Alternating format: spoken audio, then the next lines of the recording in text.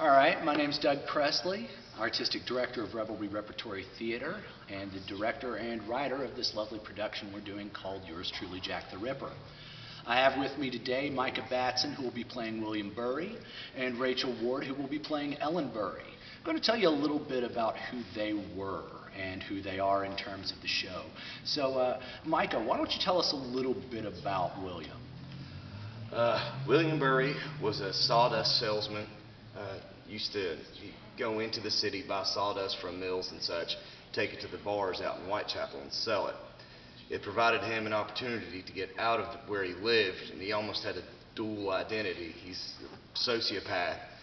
He goes home, beats on his wife, takes all of her inheritance money, and goes out to Whitechapel, where he's the king, man of the party. Spends all of her money buying people drinks and on hookers.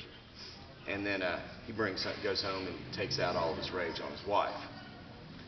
Yeah, now the interesting thing is the fact that Ellen actually did end up dead just a couple of months after Mary Kelly, and she was killed in a very similar manner to the way Polly Nichols was murdered. The difference is, rather than being manually strangled, she was strangled with a cord.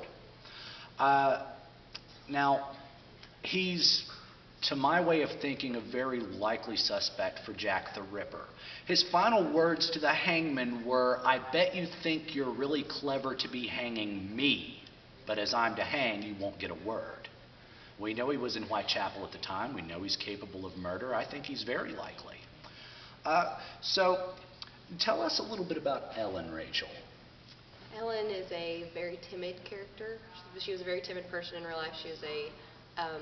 She used to be a hooker in her former life before she met her dear husband, William. And they were married for less than 2 years before she died. Yeah. The great thing about, adding this element to the show, not only do I get to hang a sociopath, spoiler alert,